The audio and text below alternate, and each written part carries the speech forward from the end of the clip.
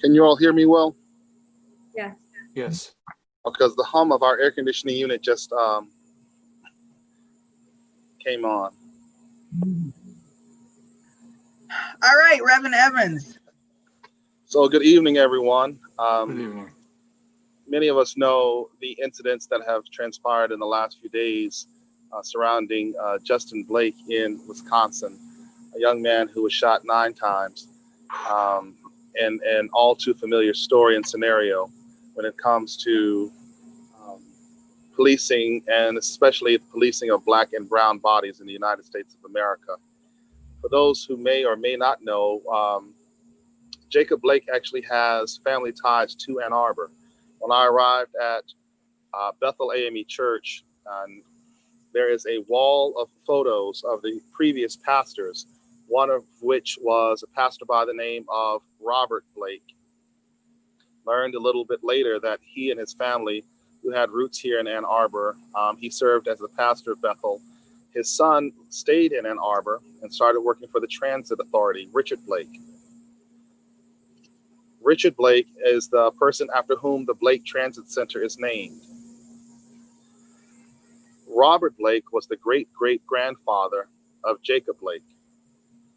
So his grandparents, great-grandparents, and great-great-grandparents are all in some way, shape, or form connected to this great city. And so we are sort of knit together in this sort of shared garment of destiny, as Martin Luther King Jr. would say.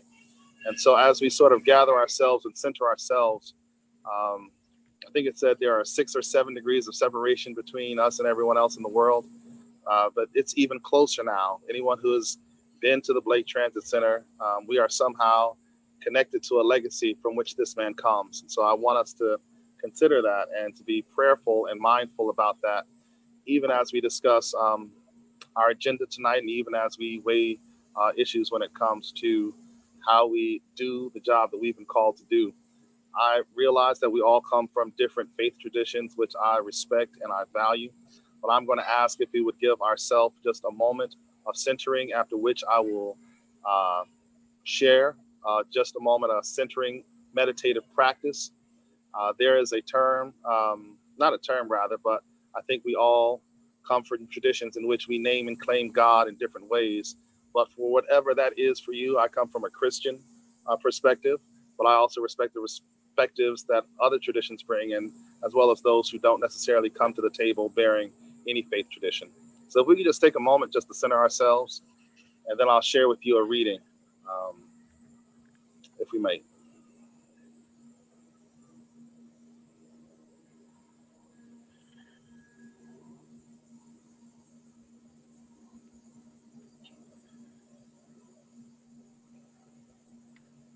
Silence and stillness is the precursor of thought.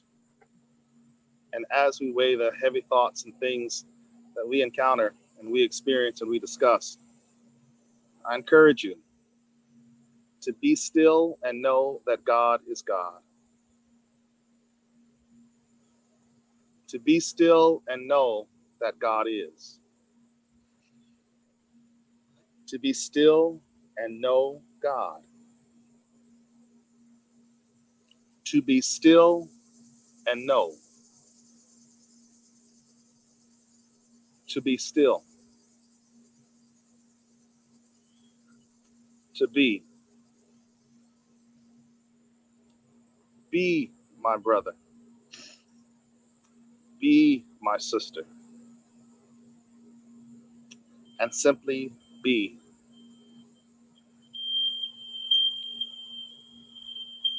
Amen. Amen.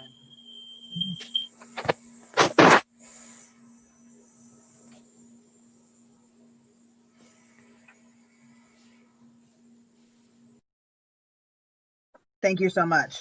And now we will call the Tuesday, August 25th, 2020 meeting of the Independent Community Police Oversight Commission to order. I will do the roll call. Francis Tedoro Hargraves. Here. Bonnie Billups, Present. Sarah Birch, Present. DeAndre Caldwell, Present. Mashad Evans, Present. Stephanie Carter, Here. Muhammad Othman, Present. Jude Walton, Present. Anan Amiri is not present tonight. Before we move to approve the agenda, is there a motion to add an item to it? A discussion of the Ann Arbor Police Department and U of M partnership? So moved. Is there Seconded. Seconded by Commissioner Rashad Evans? Evans. Thank you. All in favor of that addition? Aye. Aye. Aye. Aye. Any opposed? Thank you. We have minutes from July 21st. Chairwoman Jackson, Yes. I know for many of us who did not have the chance and honor to meet Commissioner Carter Stephanie, if she just says something about herself and just first we welcome her to the commission, but also would like to hear a word or two from her, if that is okay. Absolutely okay. Actually, I realized that Commissioner Carter was present at our July 21st meeting, but did not have the opportunity to introduce herself. So Commissioner Carter, welcome to our commission officially. You've already been doing a lot of work already. So thank you for that. Would you like to say anything to introduce yourself to everybody else who's watching? Well, I would be happy to. Good evening to everyone, and I appreciate the opportunity to serve on this commission. My husband and I moved to Ann Arbor, I think around 1970, and I'm an attorney practicing in Ann Arbor. I started my career with the Washtenaw County Prosecutor's Office, and I was there for about 5 years.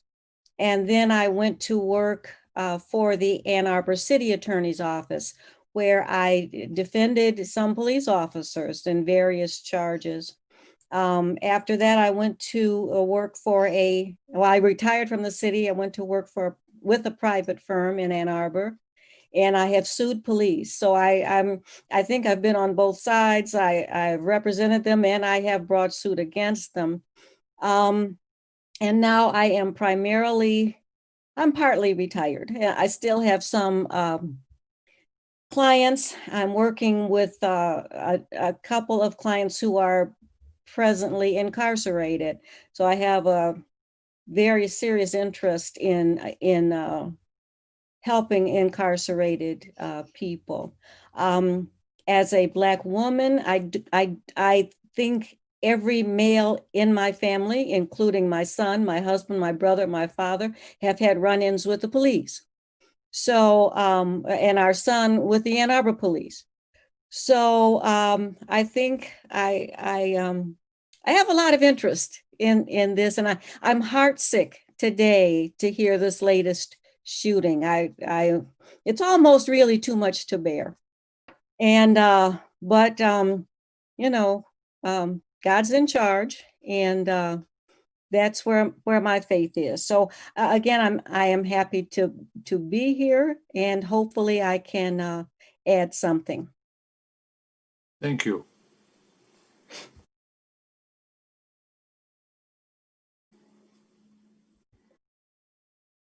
I can tell that people are welcoming you, but some of them are muted. So we have minutes from the July 21st meeting, and I know you all received them by email. Do we need to discuss them, or is there a motion to approve them? I make a motion to approve the minutes from our July meeting. Second it. Second by Jude Walton. All in favor? Aye. Any opposed? Okay, thank you very much. Now we come to our public forum portion of our meeting. To speak at our public forum, you can call 888-788-0099 or 877-853-5247. The meeting ID is on the screen if you're watching. It's 919-5390-9469. Great. So we have two callers on the line, if you'd like to hear from them. We would indeed, thank you. We'll go for one at a time. So caller with your phone number ending in 505, we're going to put you on. You know what, Kelly, can we just hold on 1 second, 5 seconds? I think Commissioner Hargraves, Todoro Hargraves, was going to say something about public forum before we started, just to clarify, I think. So we have, each caller gets 5 minutes to ask us questions and converse with us back and forth. One of the things, if you do have something that's going to require us to research or look into something, we'll acknowledge that and let you know that it's something that you can email us. We can take the time to research and then get back to you with an appropriate response. That just gives us time to make sure we're giving you correct information. Also, I'll apologize now because in order to keep our meeting on pace, when you get to 1 minute left, I'm going to holler out or, let you know that there's 1 minute left. And then I'll do it again at 30 seconds. So. And if anyone does need to email us because they'd like to have us follow up on a question or email us in general, you can email us at a2policeoversight@gmail.com. So it's the letter A, the number 2, and then police oversight, all one word, @gmail.com. All right, Kelly, could you bring the caller on? I'm sorry. Great. Caller with the phone number ending in 505, did you have any, did you want to participate in public forum? Yes, I'd like to comment. My name is Amber Hewson. I'm a staff member. Can you hear me? Sorry. Yes, we can hear you. Okay, great. My name is Amber Hewson. I'm a staff member at the University of Michigan, and I'm calling on behalf of a group of staff members at the university who are concerned about the partnership between the university and the Ann Arbor Police Department for the Ambassadors Program. We have a few questions related to that and one comment. So the comment I'd like to make is that given images of a white Ann Arbor police officer engaging very closely with a community member, wearing their mask improperly with it pulled down and their nose exposed, are AAPD officers really the best suited to enforce public health regulations that they don't even follow? So that's one question. And then we're curious why the Ann Arbor Police Department are doing this work instead of DPSS. We're also interested in learning why these officers are going to be armed while engaging with students and community members about nonviolent issues, such as wearing masks or being in close proximity to each other. It seems clear to us that they don't need to be armed in this role, and we would like to push for not carrying firearms in this role. And then our final question is, what are the guidelines given to AAPD regarding when arrests would be made in situations related to enforcing public health ordinances? So we're wondering at what point would arrests be made, given that in jails, exposure to COVID is extremely likely, and therefore, if you're enforcing these public health guidelines, it doesn't make sense to arrest or jail anyone. So those are our questions, and based on what you just said, it's totally okay to follow up with me via email, and I can email you if I don't hear answers to those questions tonight. Thanks so much. Thank you, Amber.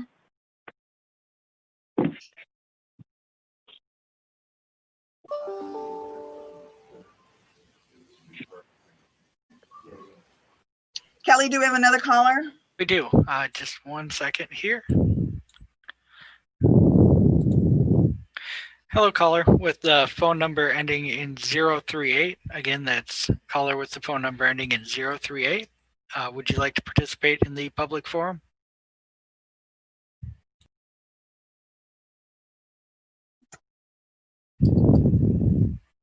And once more, caller with the phone number ending in 038, would you like to participate in the public forum portion of the meeting? Are they muted? Yes. I can unmute them. Give me just a second. Well, I can ask to unmute them. So, well, they would have to do it on their phone.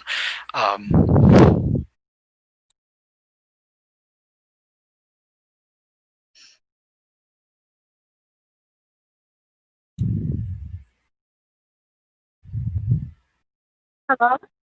Hello, can you hear me? Yes, we can hear you now. Oh, good. Thank you. I'm sorry. I didn't know about star six. I'm just listening in. I'm very interested in and very supportive of your work. Well, And thank so you I very have- much. Yep, I have no questions or issues to raise tonight at all. Thank you.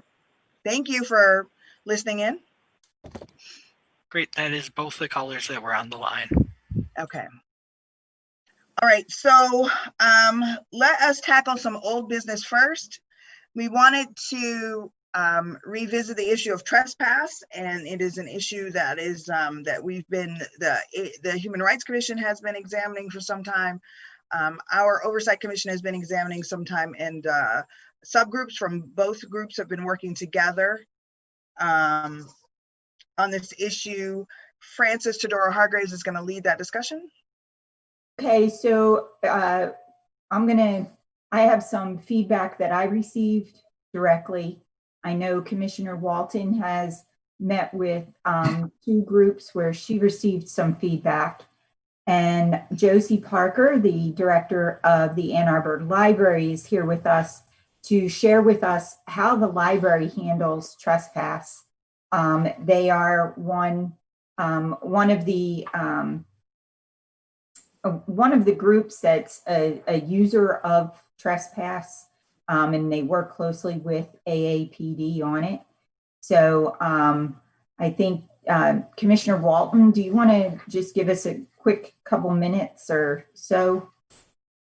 I mean, sure. I think some of this is going to get covered possibly elsewhere, but I spoke with both Avalon Housing and Ann Arbor Housing Commission, just kind of looking at that sort of housing side of things in town. And probably one of the single biggest things that came out from that was, even though there's definitely a recognition that it shouldn't just be an automatic 1-year default for the trespass length, that there should be the ability to go up to that. And really what's hoped for is flexibility, right? Being able to say whether, in the specific situation, whether it's 24 hours, a few months or a full year, but having that. There's certainly situations where having a year may be appropriate, particularly around matters of safety, kind of threats and things along those lines. And then I think another part was just less about the policy itself, or more really kind of focusing on the consistent application of it. Mm-hmm. There were a couple of things that sometimes it wasn't fully clear why a certain officer in a certain situation might trespass somebody, but in another situation it may be not deemed to be trespass. Mm-hmm. And then definitely a real lack of clarity around how you redact a trespass earlier than the full time length if you'd like to. Mm-hmm. So if somebody has read a year's trespass and after 4 months things are at a point where you're happy to rescind that, there was a real lack of clarity about how you would actually go about doing that, particularly in situations where police have agency on a site. Mm-hmm. So you don't necessarily just have the ability to sort of not enforce a trespass and therefore let it go by. If police have agency, as they do in a number of places, all they have is the record that's on file, and they could trespass or arrest based on that. No, the downtown is an area of the city where the probably large majority of the calls come for trespass. And I did have some property owners and some businesses express very similar request that the 24 hours or 1 month was too short.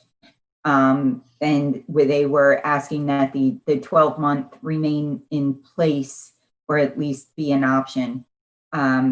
So I think with that, just to give a brief update on other feedback that we have, maybe Josie, if you could tell us or explain to us how how it works at the library, and maybe some idea of how you use it and why.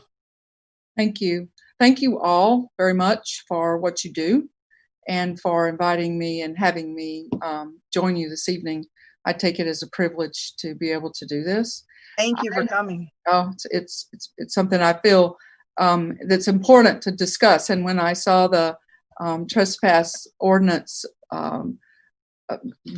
being considered and looked at, and the possibility that the trespass being limited to 24 hours only at the downtown library, I felt that it was important for me to be able to talk with you, to tell you how we use trespass and when we use trespass and why we use trespass, and also when we don't.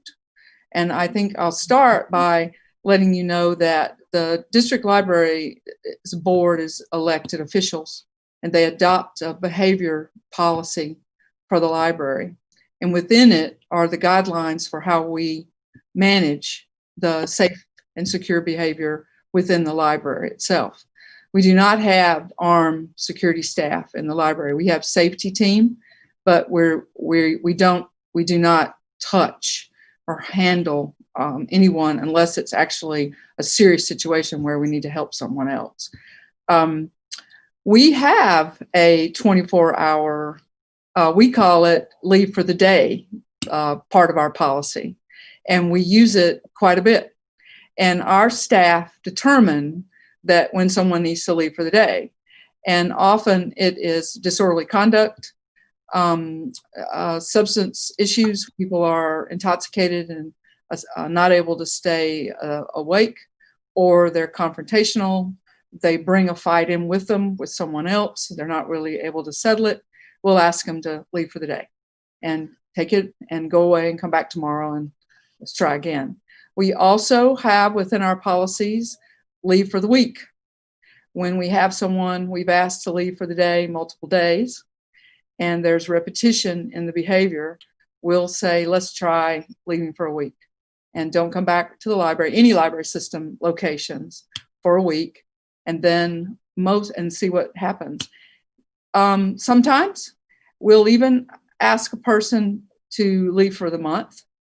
We have that in place as well. And it just depends upon how receptive they are to trying to work with us and also what the problem is. When we call for police department support, it is when multiple attempts at leave for the day or leave for the week or month have not been effective in changing a person's behavior in the library to the point that they are a danger to themselves or others. And I will give you some examples. In the past, for the 11 months preceding our closure in March, we had 17 total trespasses for that period of time. They included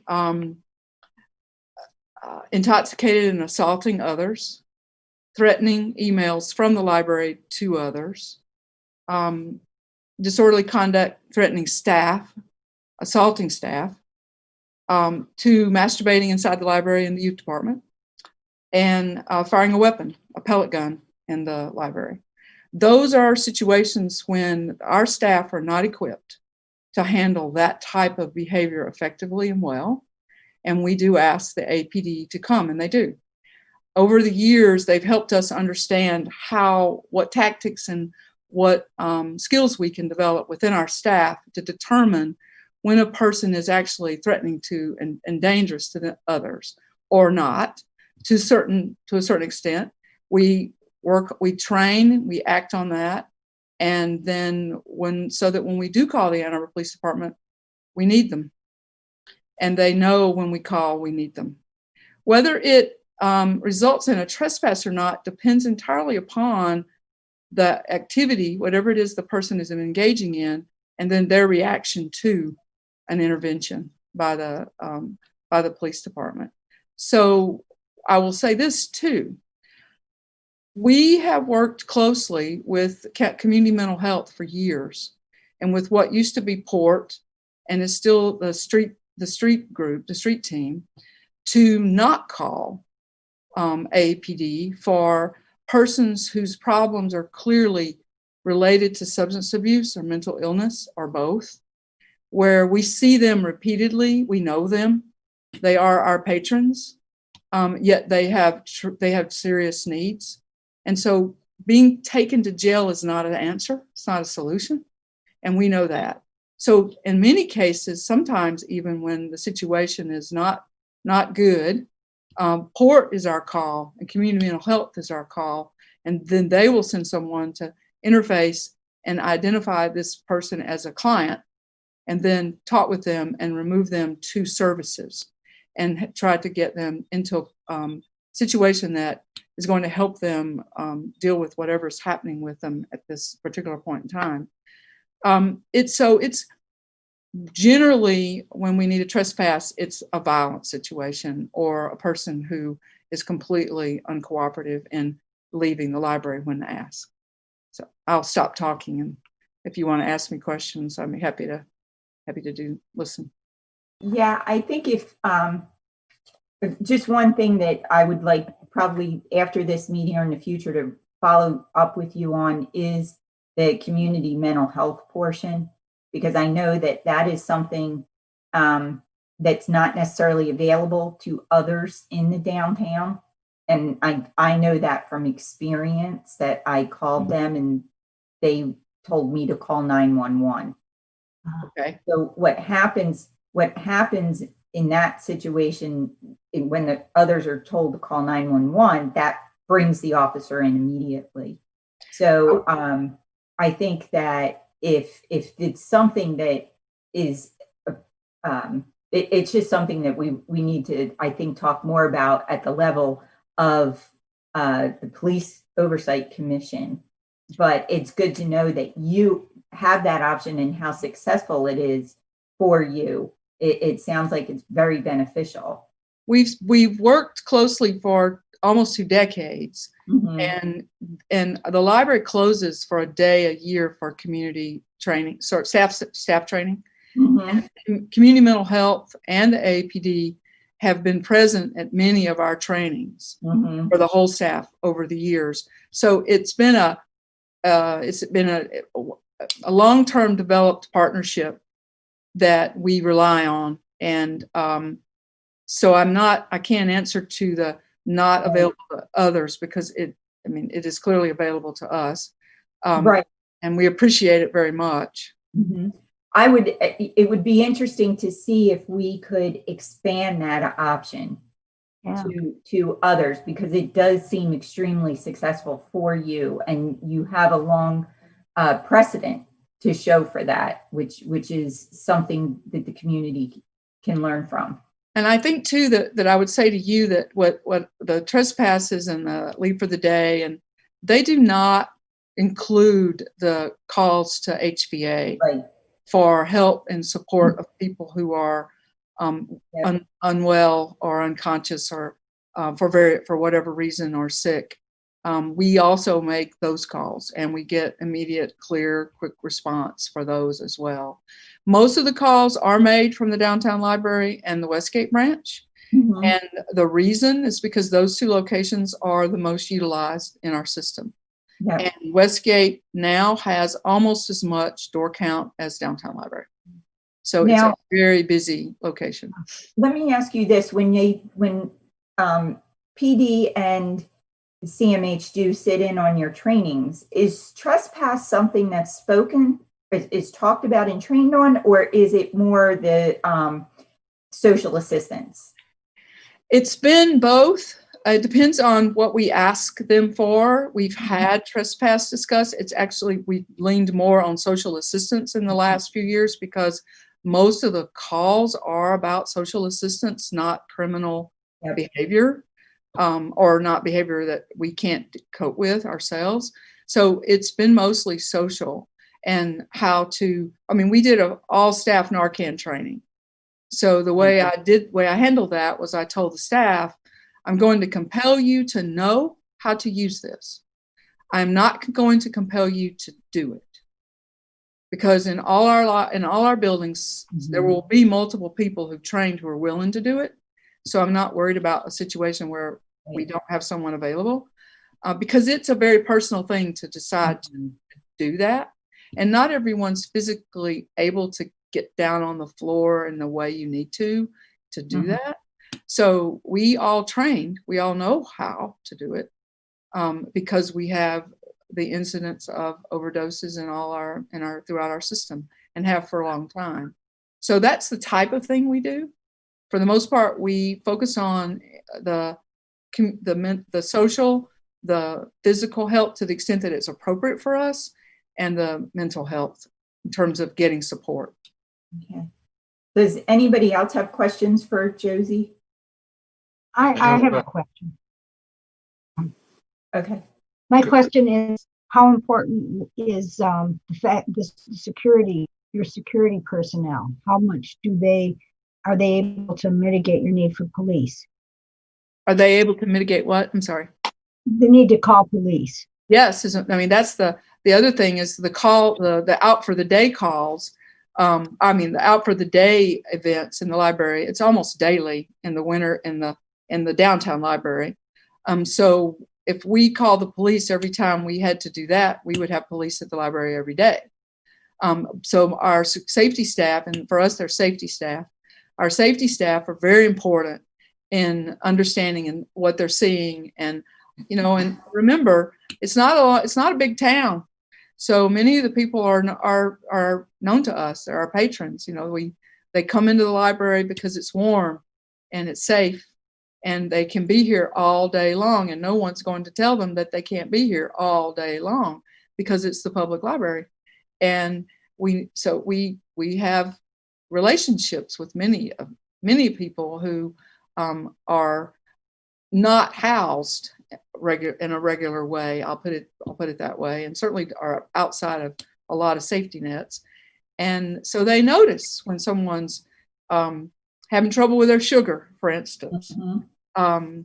We notice, and so we can talk to them and ask them, do you want us to call? Do you want HVA? Do you need assistance? And many times people say yes, that they've run out of their medicine, or they forgot, or they don't, or whatever. So yeah, we definitely, our safety service staff is incredibly important to mitigating the need to call on the police department. Commissioner Othman? Thank you. Really, this is very informative. We really did not have an idea that this is really a policy that the public library has been following for a number of years. And we thought that the word trespass is like, the police officer can give like 1 year and that's it. But we see that what you have over here is you have a day, you have 2, you have a week, you have a month, and all that stuff. And this is what really we want to have, this kind of flexibility to have the trespass not to be imposed on people, causing some kind of hardship. Because as you said, that probably the public library is where people come to the refuge, to a peaceful place, to get the education, to warm up, to get away from the street. So this is really very, very important information that you're conveying to us. Thank you. So the question I have probably a couple of questions is, if you call the police for trespass, would you have an input or on how long the individual can be away beyond what you can tell them? Before you call the police, you have this a day, etc. can you say, well, maybe a month would be fine, maybe 2 months would be fine, so the police officer would read the trespass and say, you are not going to be allowed to come back unless you be out for about a month or two or a year. And the second question I have is, how many of the minors would be in this category of sometimes being asked to leave for the day or a week or etc.? First question is, my understanding is that if the police write a trespass, it's for 12 months. So the daily, weekly, or monthly is the library's acting within its own governmental unit, within its own staff, asking people to leave. And we tell them, please stay away for a month. And we document that we've asked them. And if they come back in before that month's over, we ask them to leave again. The other thing we do is we give them, we have an appeal card. And it's a card that's handed to everyone who's asked to leave, whether it's for the day, a week, a month. And we also offer it to people who are trespassed for a year. And it's my name and my contact information, phone and email. I'm their appeal avenue, their immediate appeal avenue, if they want to appeal that decision. And I answer all those calls and I answer all those emails. And I have shortened up trespasses. I have shortened up annual trespasses before. I have done that. So what we would say to you, as others apparently are saying, is that while we can manage ourselves shorter times out of the library, they're not police trespass, they're Ann Arbor District Library trespass. We do sometimes feel that a 12-month trespass is a necessary period of time, depending upon what has occurred. And as an assault on a staff member, I don't have a hesitation about asking for a trespass, for instance. So, and your second question was about minors. So I can tell you that in the 17 trespass that we issued in the 10 months prior to the COVID closure, one was a teenager out of 17. And that was one of the ones that was shooting a pellet gun in the library, unfortunately. Generally, what we do with teens, it's the leave for the day. And we talk to them about why and what we need from them and for them to come back. They tend to do what they do in a group.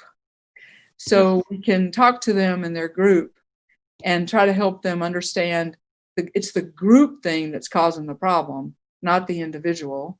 And they've got to bring the volume down. They can't run up and down 4 flights of stairs very, very fast because there are people trying to walk up and down stairs. They need to chill the language. Remember, there are people here who are not want to listen to the coarse, crude language. They can't throw food, that sort of thing. And so when you have to say that several days in a row to a group, then when you tell the group, okay, you all don't come back to the library for a week. And we don't call school. We don't call home. We don't call AAPD. We deal with it right there with them, one-to-one.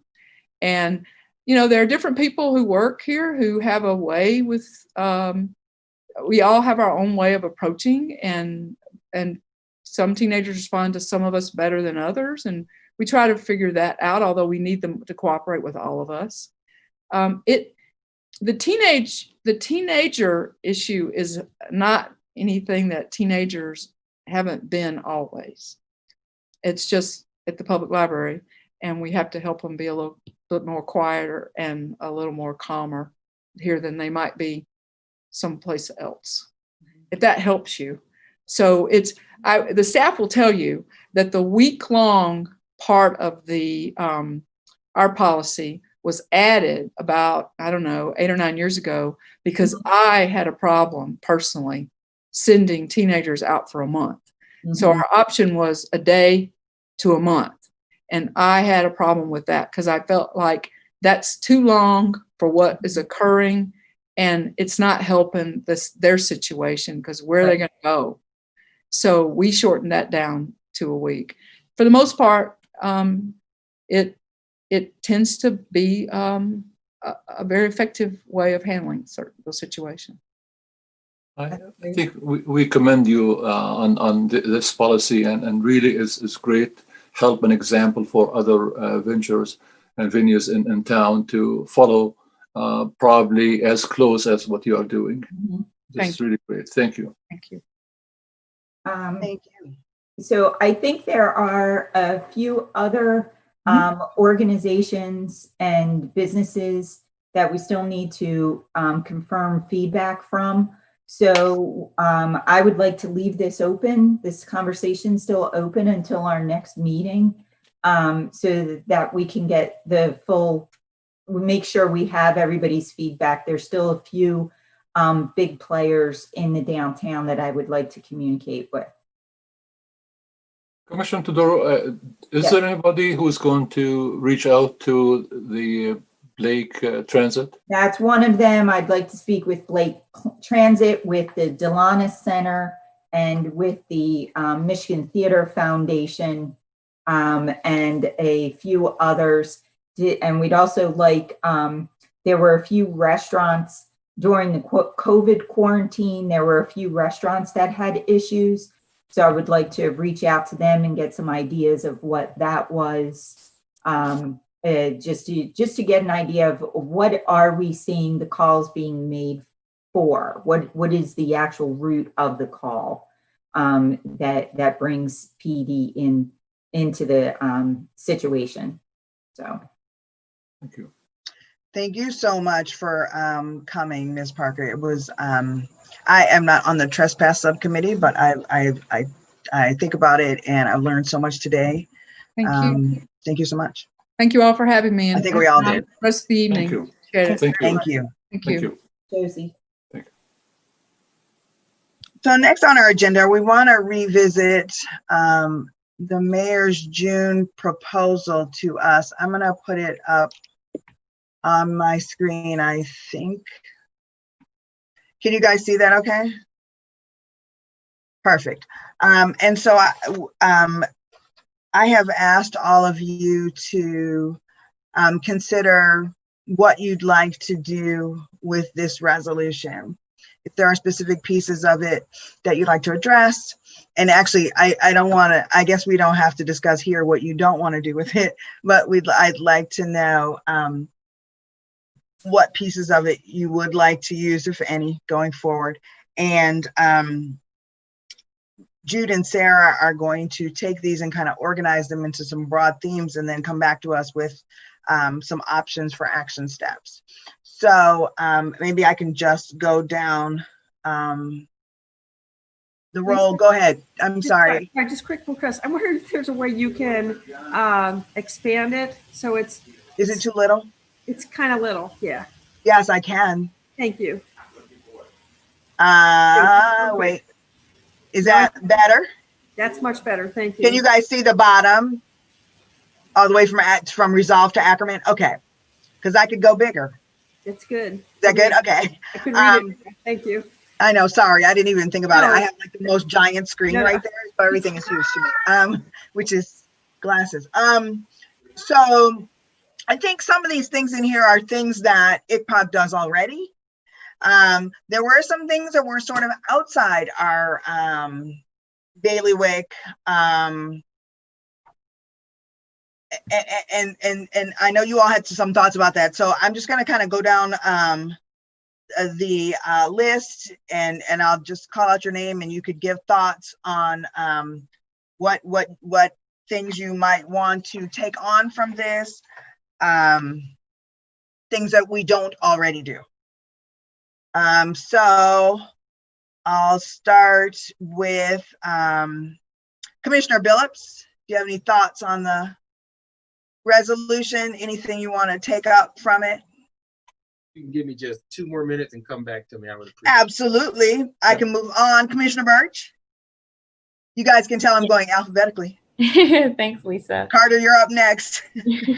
So, echoing definitely similar to the point you had made, that a lot of what the resolution states we do already do.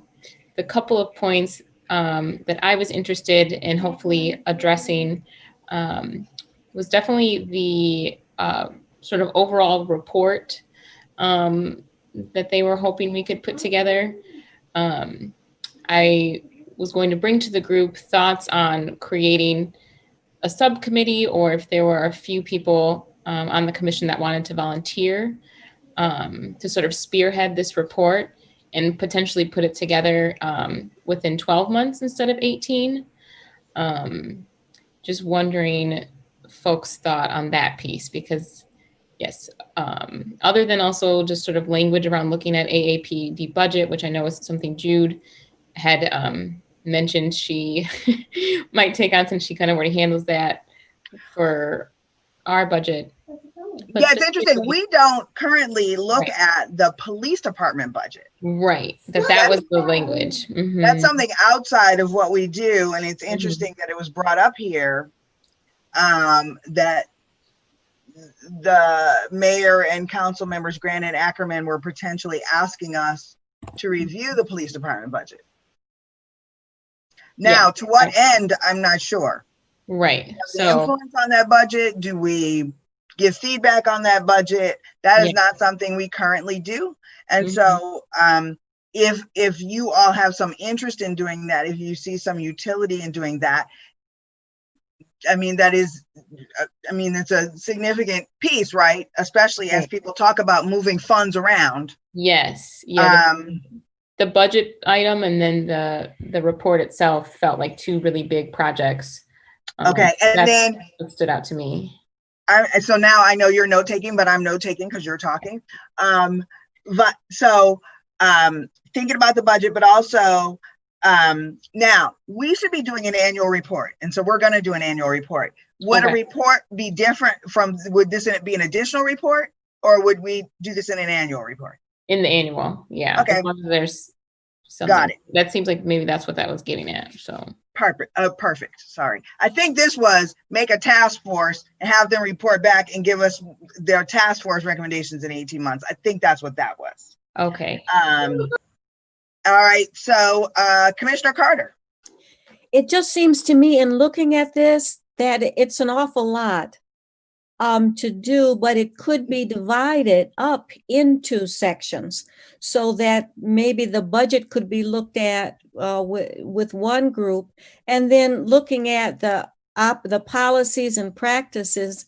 That seems to me could take 18 months in and of itself. And I'm looking at doing that all the time. Well, I know, but I understand, but to make to get in touch with a wide variety of stakeholders and all of these groups, it would seem as though it would take time to set up the relation. I don't know, maybe the commission already has established these resources in the community, but otherwise it certainly would take time to establish relationships and then find out what these stakeholders think. But you are saying perhaps that when we do interact with stakeholders, we should be asking stakeholders specifically about certain areas. I mean, I just see budget issues as one thing, and I'm looking at the possibility of police social workers and others involved in crisis intervention. I mean, it seems to me that's a big area. I don't know, maybe I'm looking at it too expansively, but no, you are not. You are looking at it just fine.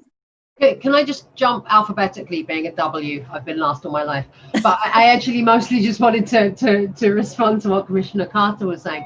I think one of the things I struggle with looking at this list a little bit is this could be anything from, you could read this potentially as anything from keep doing what you're doing, but with a couple of other things, all the way through to where I think, I don't know, but I think the intent may have been was 18 months, make a task force, basically redesign policing in Ann Arbor.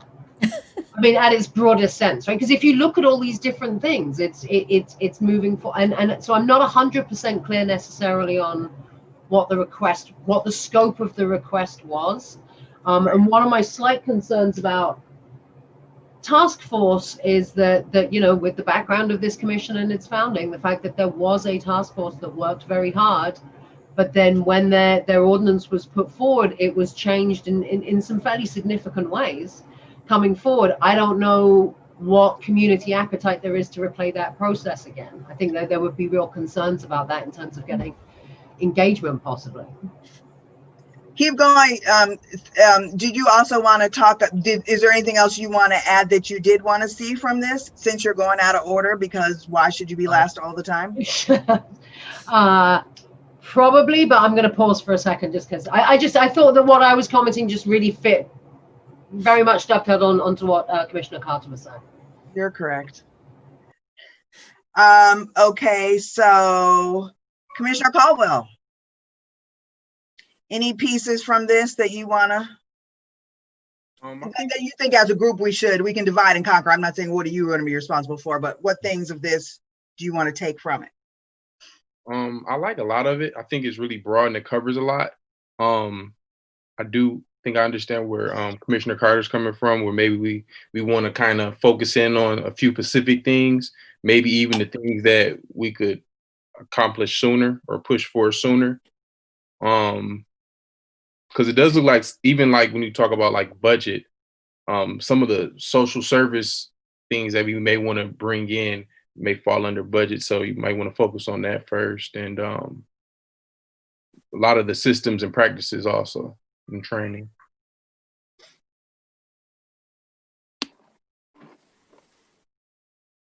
That's all. Thank you. There's 3 of us taking notes. Well, we'll get it between the 3 of us. Thank you. And well, the context to this, Lisa, too. Oh gosh, I'm sorry. You know what? We're all working from home. This resolution was put forth without our input, right? That this Correct. was decided upon without asking us what Yes. exactly were we doing? Did we want to do it? How did we want to do it? They just put this out there. Yes, yes. Right. And so as we go through it, I mean, it is more clear, I think. So currently,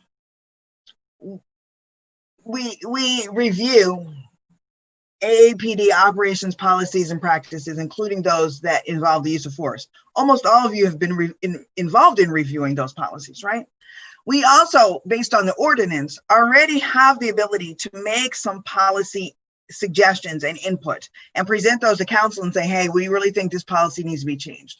That's not in here, but that's a power that we already have. The AAPD budget piece, so resolve number 1, 2, 3, 4, is a new one. Resolve just says we should deliver a report. Number 1, 2, 3, 4, 5, 6, recommendations regarding public safety. We do that now. So number 7 then is engaging with a wide variety of stakeholders, which we will talk about in a second, but certainly we already do that. Can we do that more? Yes. Are we doing it more? Yes.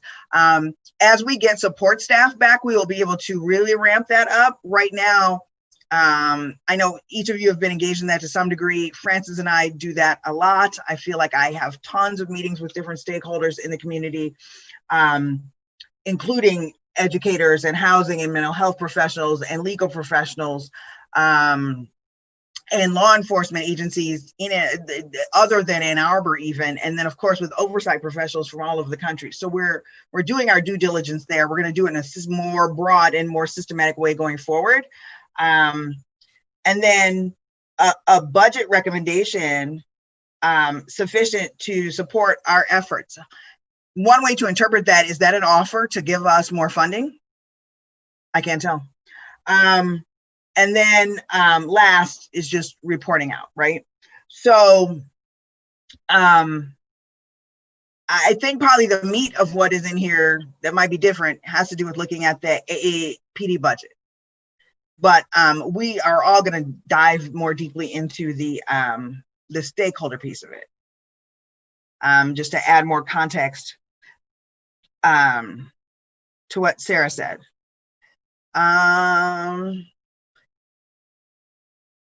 And I went out of order. Commissioner Carter and Caldwell, sorry about that. Commissioner Evans, do you have thoughts on the resolution pieces of it that you'd like us to bring forward work on? As well, Commissioner Walton and I worked on the budget and sort of checked these boxes. And so my question is not just about the budget, what has not been done that requires sort of this resolution to further clarify the need for us to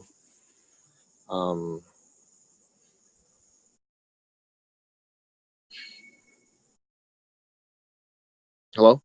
Am I still there? We're there. We can hear Yeah, you. something came up on my screen. My apologies. I'm sorry.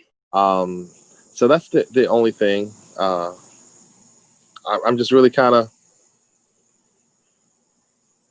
I'm not sure if it's for our benefit or for someone else's. So. Right. I mean, I think that was the initial response to this, that it was, you know, right after George Floyd, there might have been a need to make a big statement about public safety, and we are the place to do that. And one way to look at that is, wow, we got a huge list of new things to do. Another way to look at that is there's not much new here. Now, you and Jude worked diligently on our budget. It is new that they're saying, hey, go look at the police budget. Okay. That does dovetail with some conversations about defunding the police. If one definition of defunding is reallocation of resources, are they going to ask us for recommendations about moving resources from the Ann Arbor Police Department somewhere else? That's a question. And we could certainly take that back to council or to the mayor and council members Grand and Ackerman and say, is that what you intended? So that's one way to go back and ask, what specifically did you mean by that? Or what are the implications of this particular request? Commissioner Carter? Yeah, can I just ask a question, being new here? Has the commission actually looked at, for instance, number one, to take the hiring and training systems and look at them and say, this could be done differently, this could be done better, and write it up in the form of a report? Have we done that? No, and we have not done that. We haven't done that the way that you suggested. Seems to me that, and again, I'm new to this, but it seems to me that that's what they're asking. And it seems that it would be a good opportunity for, when you talk about the use of other than sworn officers, such as police social workers. And I think that that's what Amber was talking about in the public comment. Can't people other than somebody with a gun answer some police calls? And you might not have to actually shift money, but you could have a police social worker, a police crisis intervention person that's not a sworn gun carrying police officer to do some of these functions. It seems to me that that's what they're talking about with defund the police. Not really defund, but shift some of those funds to other than armed police officers.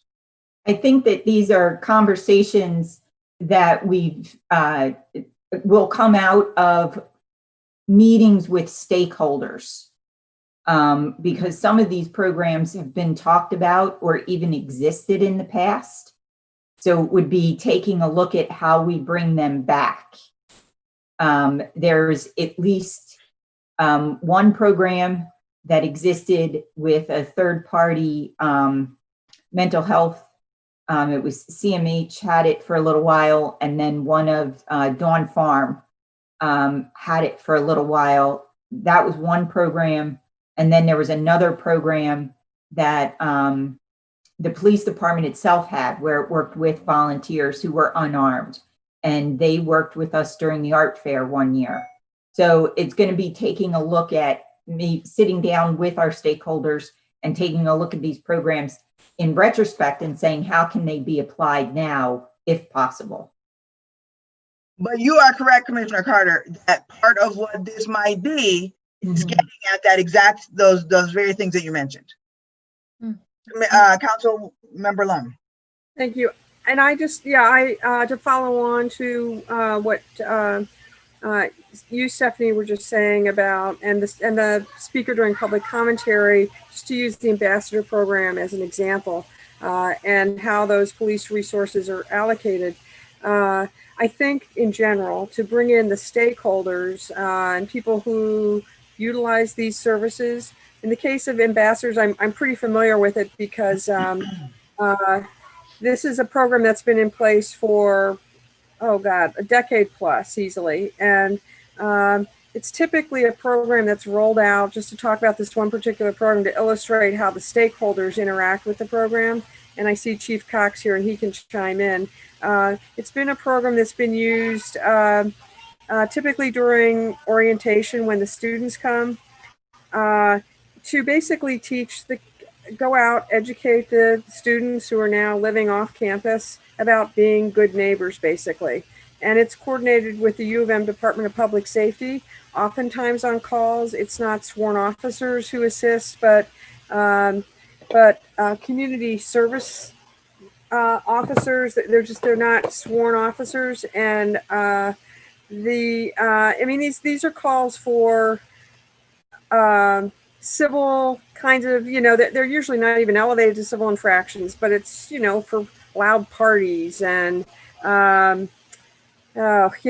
so there was party patrol and noise violations and things like that. And the stakeholders in this case are generally the neighbors and the neighborhood associations, and they interact with the police officers, and they're the ones who tend to call the police department when, things get out of control. But the ambassador program is the orientation program that is coordinated with the U of M Department of Public Safety. And again, I should just turn this one over to Chief Cox, but we'll get to him, trust me. Okay, but in general, just overall, whenever we're looking at any particular AAPD program, I think it would be good to engage the officers who are deployed to manage that program, and then the stakeholder group, the people who are the recipients of those services. Thank you. Commissioner Billups? Yeah. The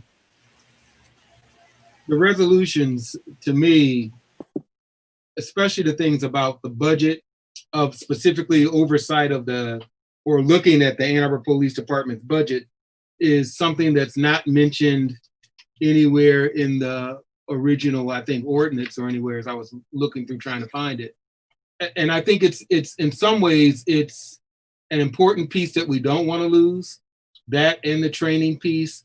And I remember we had some discussions about this being an 18-month or 12-month report. I guess the intention behind the document is what I'm most concerned about. When we put in the effort to make these suggestions and look at the possible changes that could happen, how seriously will they be taken, or will they be looked at similar to the original work of the original task force, and then sort of,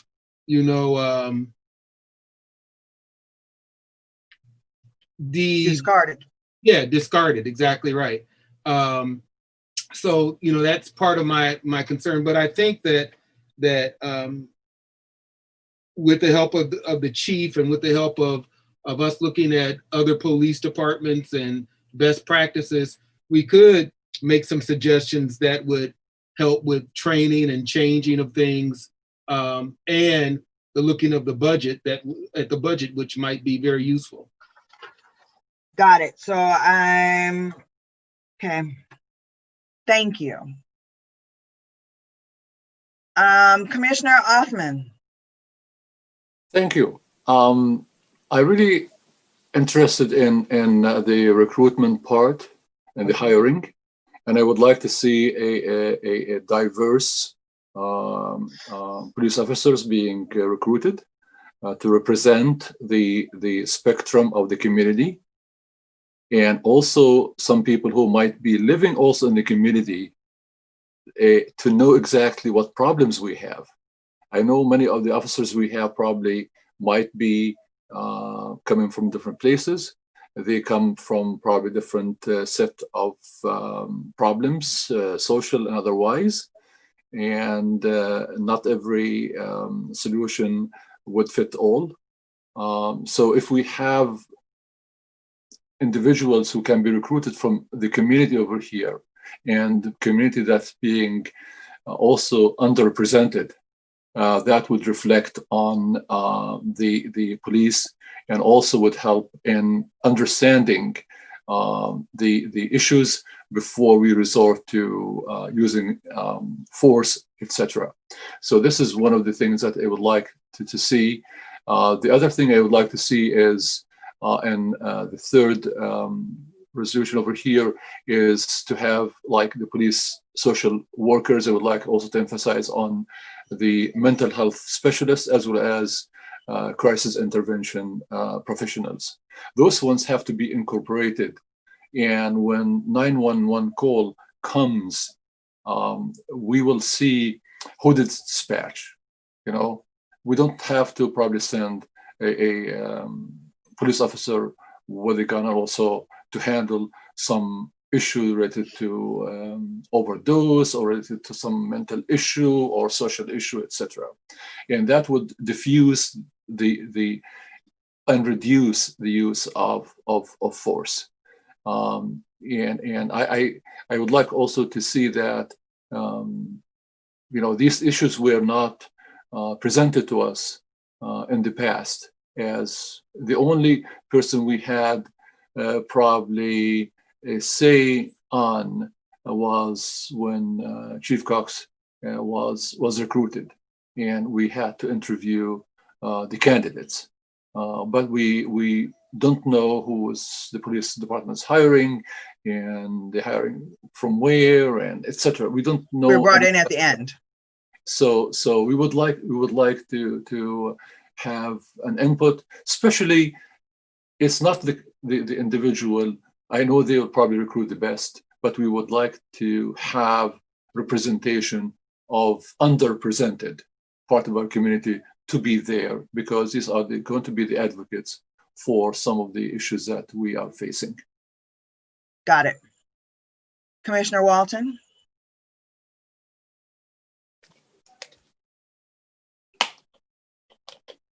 Sorry, my cat was literally lying on the mouse.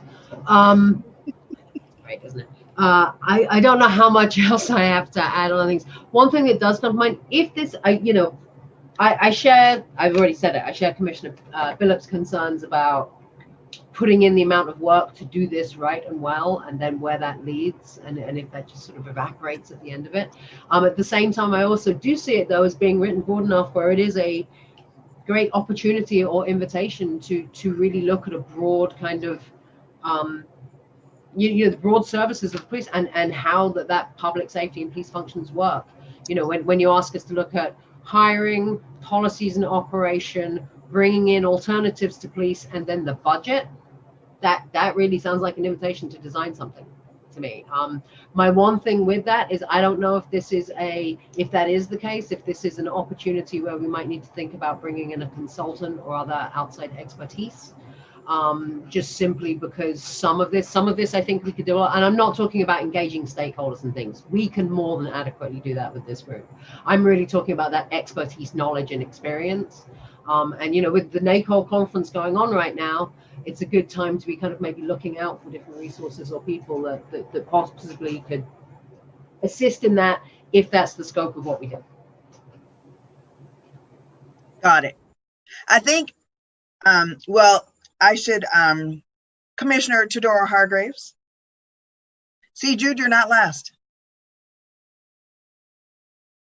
I think that we have a lot of this on our list of things that we are looking at doing moving forward.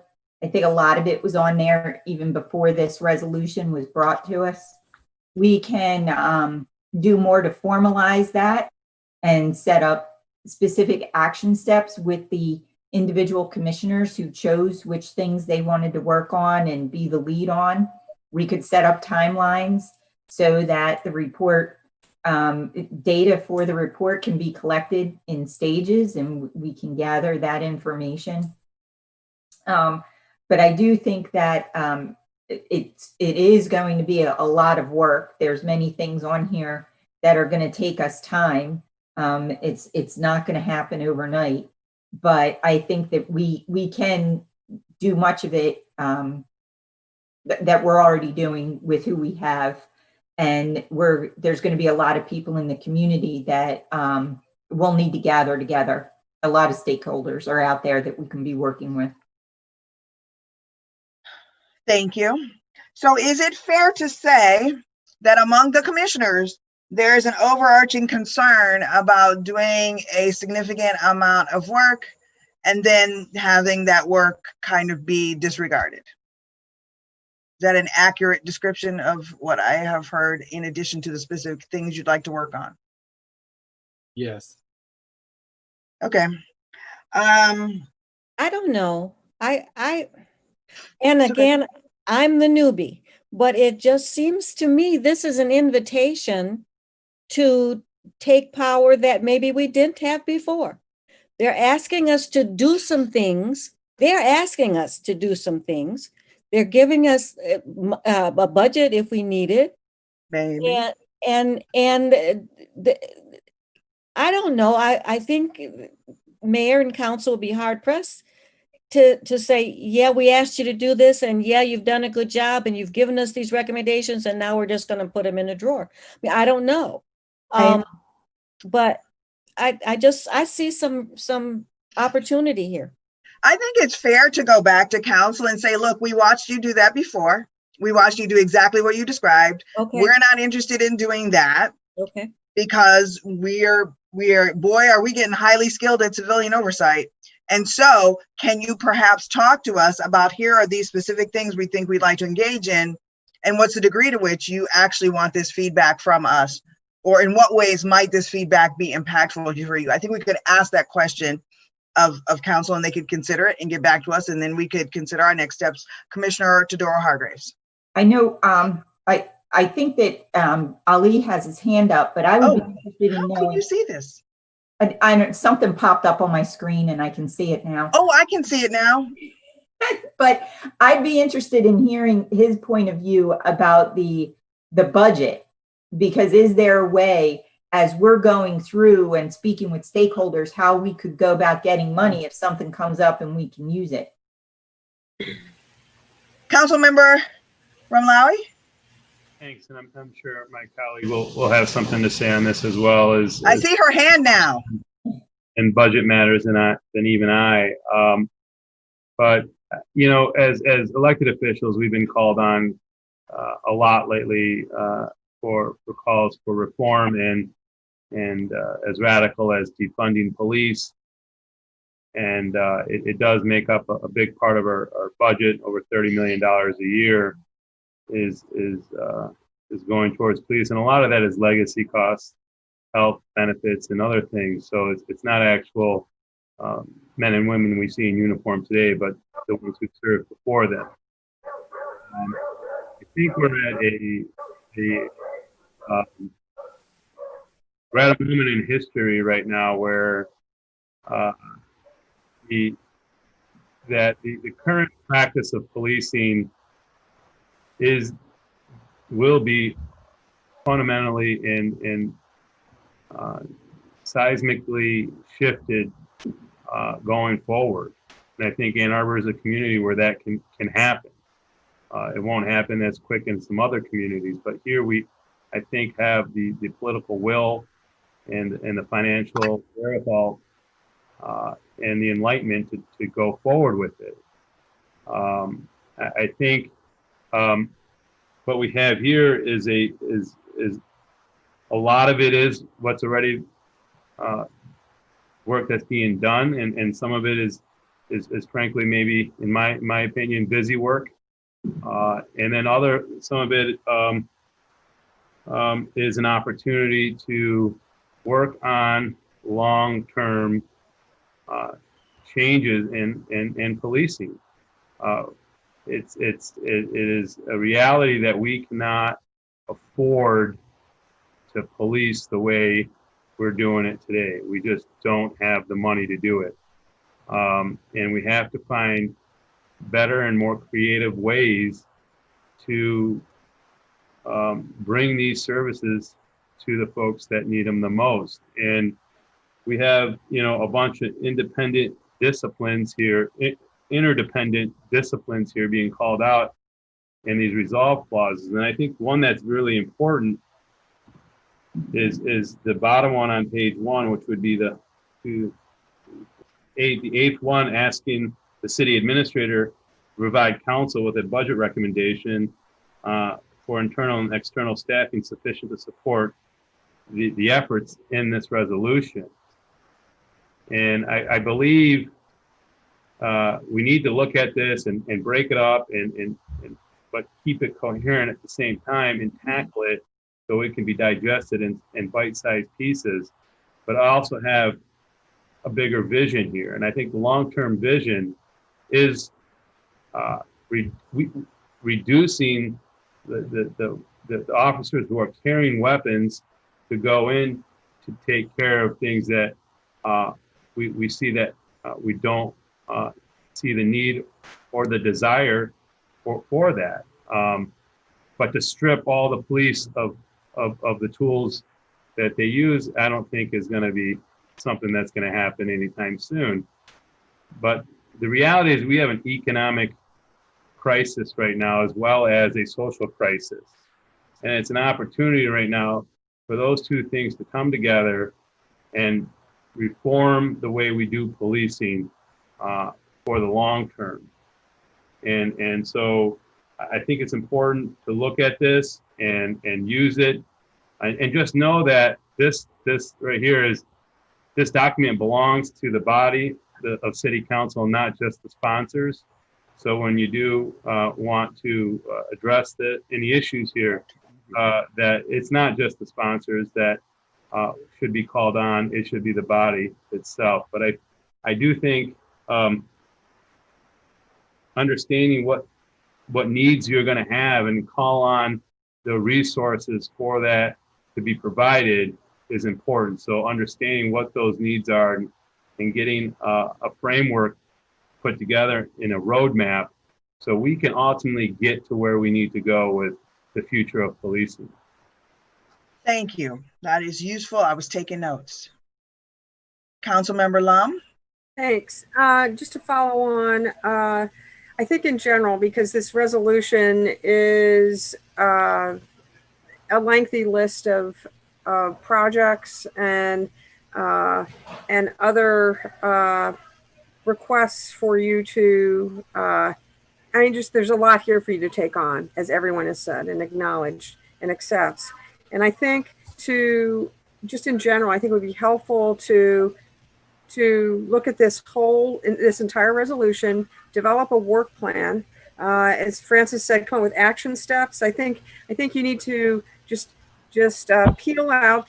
I would tackle it surgically, and list out all the to-dos, everything from the ICPOC budget. This had suggested, but of course this was not acted upon. There's a request here for you to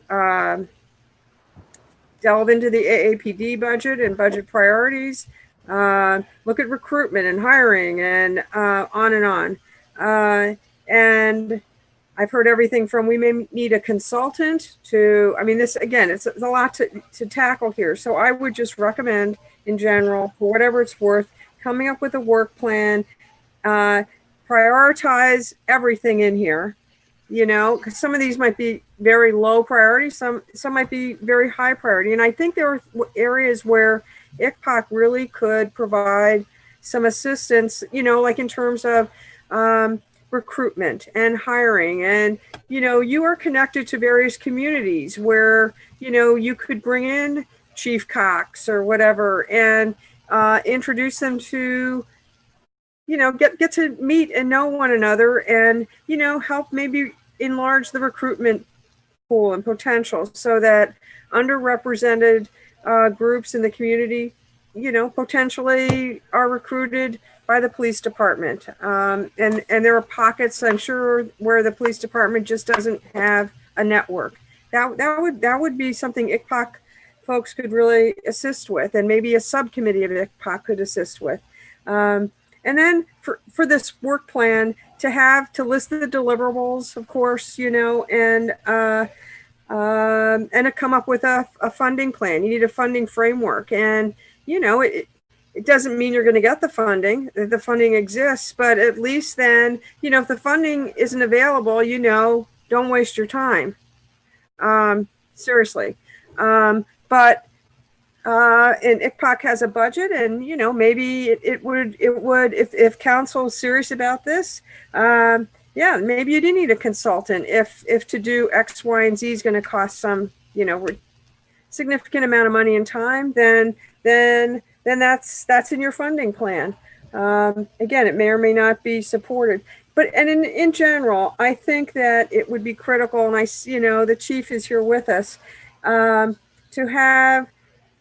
to engage the, you know, the chief and the deputies and the other senior people, management in the AAPD, to, you know, meet with ICPOC and give you a budget presentation, you know, so you get to know how the funding today is utilized on staffing, equipment, you know, training, and other personnel and HR kinds of needs. And I mean, you have to understand how the resources are allocated today. I'm probably stating the obvious, to know, you know, to make any recommended changes to how those funds are utilized. I know when we as council members get the budget, I typically, you know, ask a lot of questions, and I do that so I know, so I have the information needed to make any potential budget recommendations. But you gotta take a deep dive into that budget and understand it, and that would require having Chief Cox and whomever come and,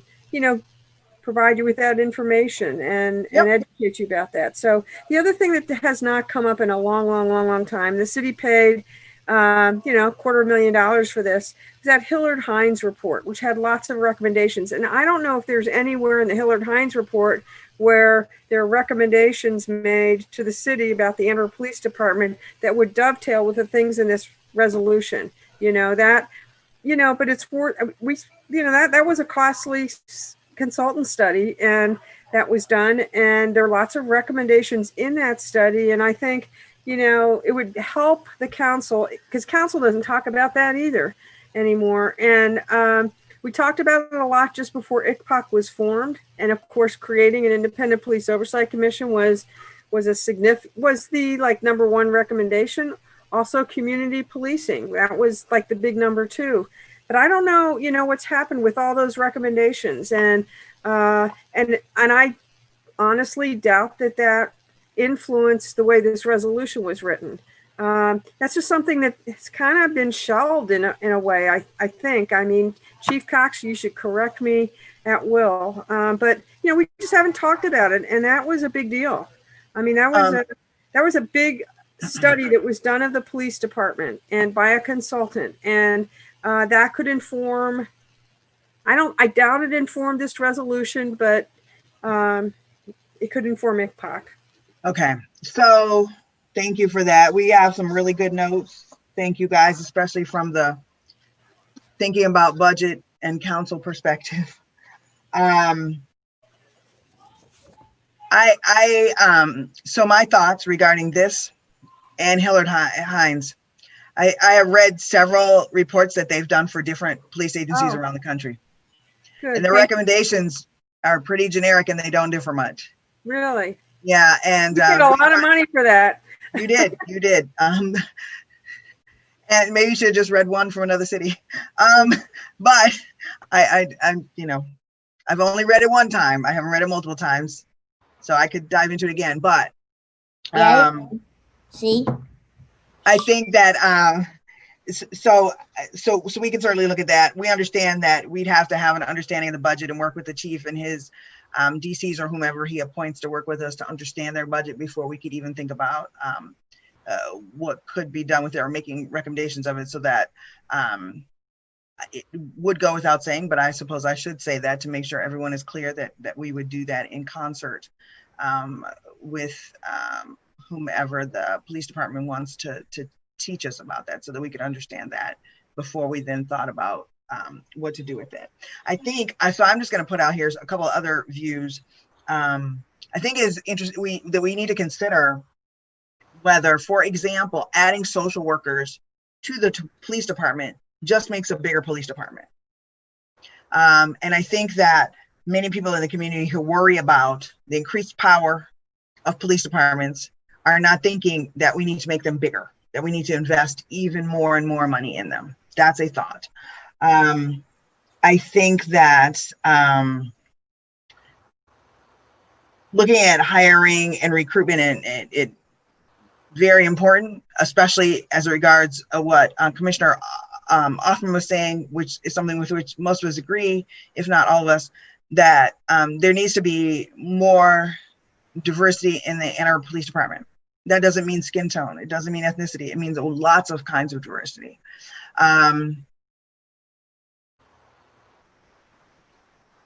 We could certainly make recommendations about what they could do, but I don't think we want to walk the police department on how to do that. For example, if they make a serious investment in diversifying their police department, then they would need to go about the work of doing that. I think we could say to them, hey, this is really significant. Here are the benefits that could be derived from that. Here are the problems that happen when you don't have a diverse police department. And we could suggest some processes by which they should do that. But I don't think, and I know you weren't saying this, I don't think we can like take them to our church and say, hey, here's some guys, meet those. I do think they have to do that. And if they need to hire a consultant to do that, if that's a serious, need that they have and it's a high priority for them, then they should definitely make that expenditure. I think we can examine that and we can think about, and I suspect that would be a recommendation of ours, that it needs to be diverse. I believe there's only like 1 or 2 police officers who actually live in Ann Arbor right now at all. That's a consideration. But then that brings up my other point, which is many of these things are tied to much bigger issues too, right? Housing, affordable housing. Most police officers don't feel like they can afford to live in Ann Arbor. I think there might be some nuggets in here. I'd be interested in sort of testing the sincerity of the potential things that we see as offers in here.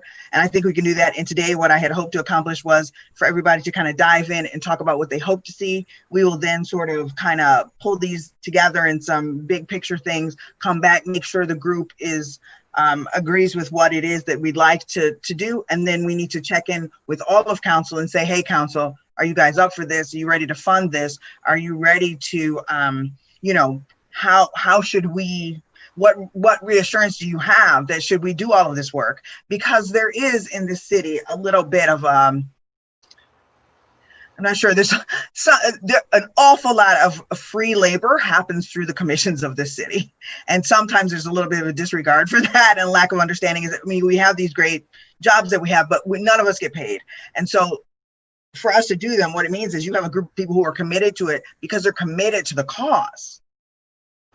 Therefore, if we do that work and we do it diligently and we spend an awful lot of time doing it, that we want to make sure that that work is taken seriously. Right. And I think this body probably needs some assurance that that's going to take place, because we've seen that not take place with this topic before. And that's more salient for some of us than others of us. We're going to lean on the optimism of Commissioner Carter, who has not had to live through that experience. We're going to let her guide us, be more optimistic. We do need to move on though. I have an error, so we have to go out of order. We have a caller who wasn't able to get through. Kelly, could you put him on now? Yes, and then absolutely. We'll move on to new business. Hi, caller. Your phone number ends in 248. If you press *6, you'll be able to talk. Hello. Can you hear me? Yes, we can hear you. All right.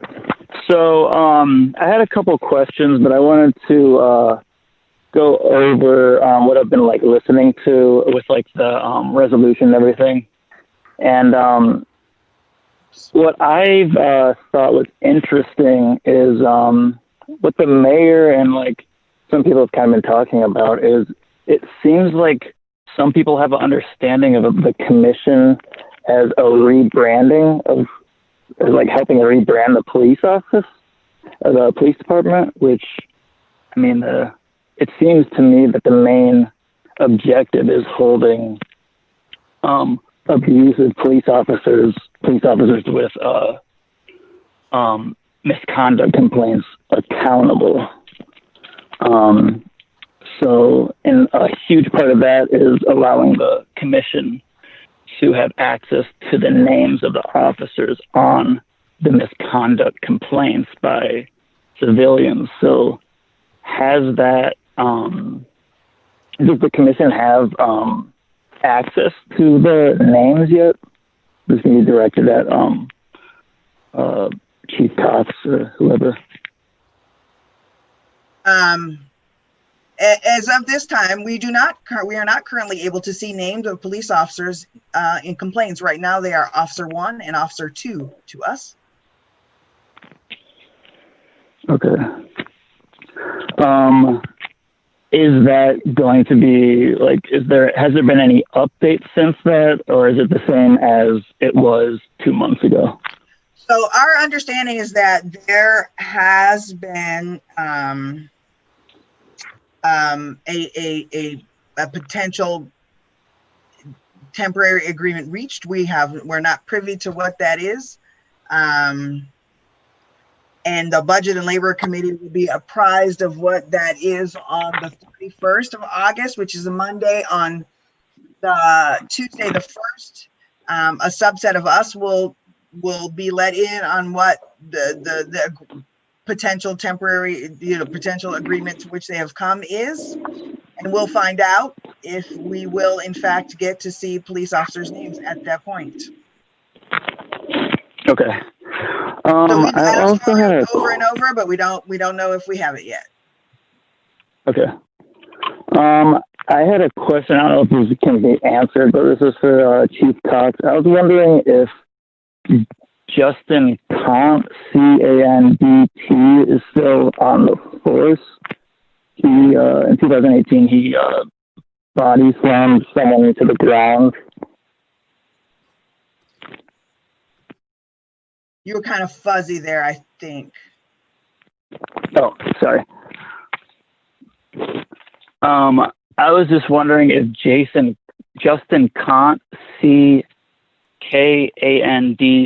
is still on the Ann Arbor Police Department, is still a police officer for the Ann Arbor Police Department. That I don't know, but we could Google.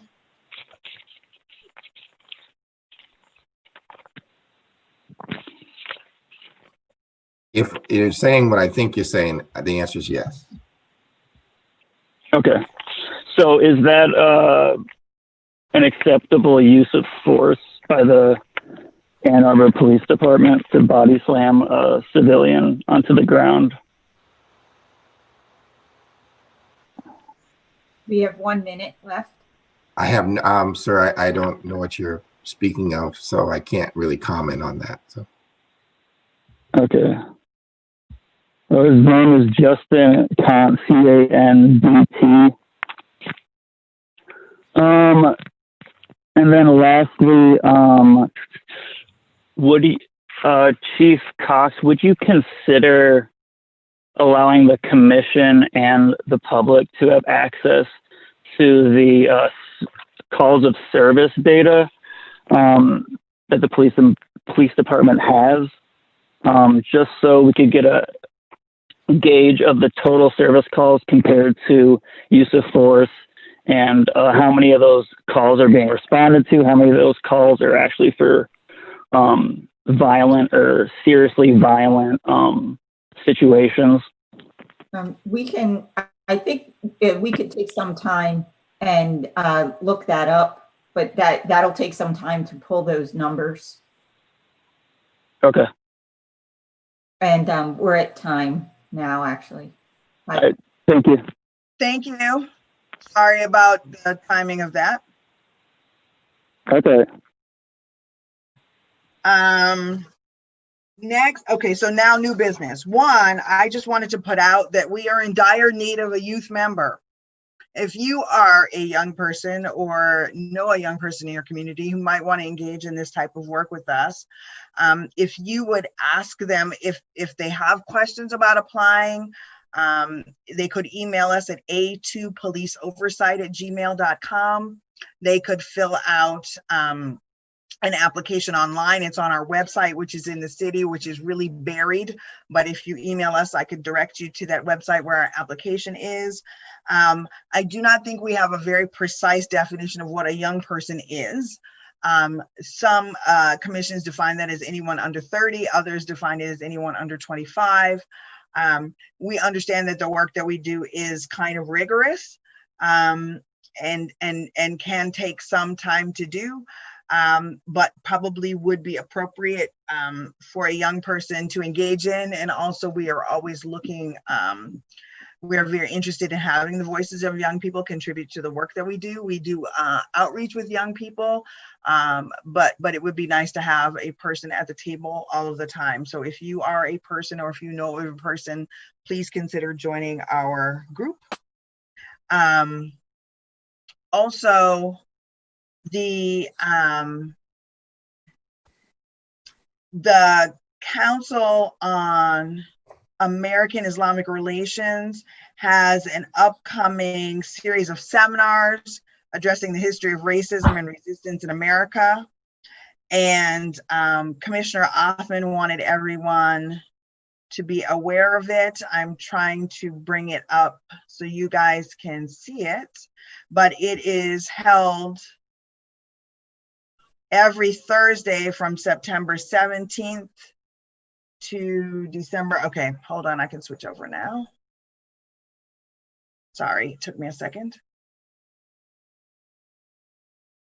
Every Thursday, starting September 17th through December 10th at 7 p.m. And I believe it is online at this point. And might be useful for some of us to attend, but for people in the community who'll be interested in attending as well. Commissioner Othman, did you want to say anything really quickly about this, or? I think it's really important to see because CARE Michigan has been involved in social issues related to what the community is going through and supporting these causes. Just to let you know that as a CARE, which is Council American Islamic Relations, they have a headquarter office in Washington, and there are also offices in different states. The relationship between the Muslim community and the African American community is quite strong.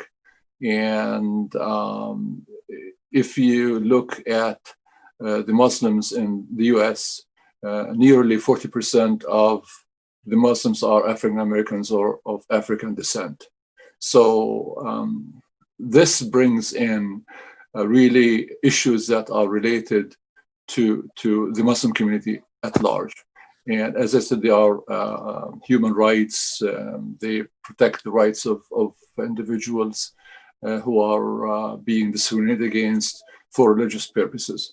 And many of them had really have a lots of experience with these issues. And many of the topics probably would be relevant to what we are going through. And I would encourage. So it sounds like a great opportunity. It's a great opportunity for getting us educated on some of these topics. Thank you. Commissioner Todoro-Hargraves, you had your hand up. Yes, I want to apologize if the last caller is still with us. I forgot to remind him to email us, because that way we'll be able to get back. He emailed, that's why I know he got messed up in the calling. Oh, okay. So I have his email address. That's perfect. Excellent. Thank you. So I want to just very quickly make a note about racial profiling and harassment. We have received some official complaints about people who feel that they are being racially profiled by Ann Arbor police. There have been some viral Twitter exchanges this week. We became aware of another incident by way of email. And we want to ask people to contact us when these issues arise. We are very interested in these types of issues. And I was having a conversation with one of these people when we were talking about, you know, lots of times police officers are doing things that are totally legal, asking questions of people, but to the person being questioned, it does feel as if they're being profiled, or they feel intimidated, even though the police cannot imagine that that the person would feel intimidated. And so it would be important to reach out to us. I know at least one person has made a complaint with the police department, but if you could reach out to us, the process is slightly different when you come through us to do that. And so we'd like to encourage people to do that. We have a little bit more leeway with the kinds of information we can get and the way that we can ask questions about those situations when you come to us. So again, A2 Police Oversight is an easy way to reach us, and we can get back with you to you regarding next steps. And you can make a complaint online. You don't have to leave your house. You can even do it anonymously. There's a process by which you can do that. And so we just want to encourage people to kind of do that with us directly when they're able. And then last but not least, we have the agenda item that we added, which is a discussion. Oh, wait, sorry. And so I wanted to point out that I got to share my screen. Sorry, I was bringing this up earlier. A couple of these cases have involved some 911 calls about suspicious people. And Grand Rapids has adopted, I believe in 2019, or yeah, I think it passed in 2019, an ordinance about sort of frivolous 911 calls. They did not pass this ordinance just sort of out of the blue. They did a lot of public education about when you should call 911, because everyone wants you to call 911 when it's an emergency, but they do not want you to call 911 because you don't like the looks of somebody who's walking down your street. San Francisco is considering a Karen Act, and this is a similar act. Lots of people have started talking about how, you know, using their Ring doorbell or neighborhood sort of email communications about people looking suspicious in their neighborhood and calling the police because they see someone suspicious.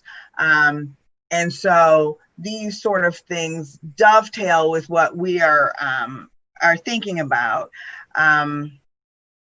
And we're very interested in sort of how police get brought into this. Is it a 911 call? Are they calling friends on the police department? How are they communicating with police when they make calls about suspicious people? But also we're very interested in people who have been approached by police who feel as if those encounters were inappropriate, even though they may be legal. Okay, now, having said that, we want to go on and talk about the Ann Arbor Police Department partnership or collaboration with the University of Michigan. And I know our first caller had some questions about it. I know lots of you have seen the literature. I'm going to show you some of it here. And I thought, Chief, you could briefly give people an overview. Can you see that? Okay, it's coming. An overview of what this program is. So you can see a couple of things here about the coordinated effort. There's a safety hotline for non-emergency calls. And then this is a description I think you guys put out, right, about the collaboration. I feel like this was on your Twitter. And it may have been. No, so part of the issue is there were certainly a lot of residents concerned about the students coming back from the fall and what impact that might have, particularly around the COVID-19 pandemic that we're in.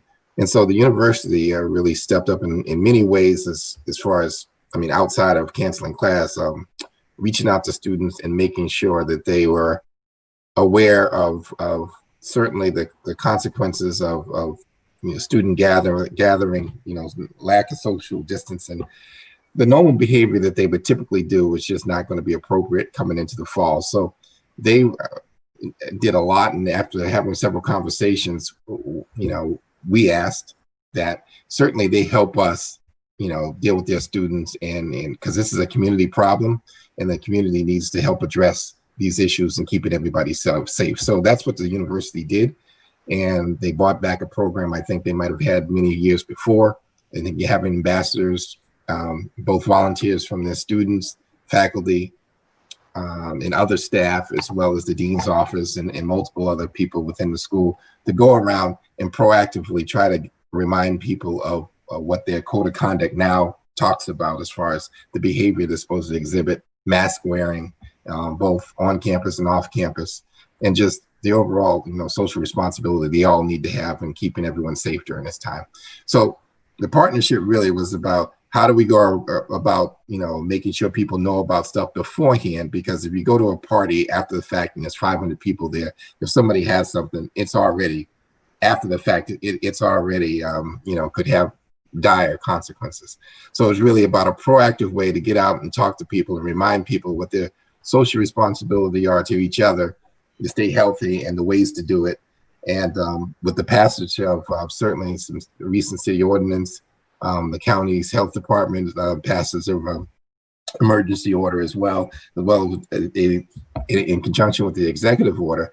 These are all just ways in which we can enforce people, but more importantly, explain to people why you should be doing these things. And so they created this ambassadorship to go around and make sure that their students, particularly off campus, are aware of these things and are practicing and doing these things.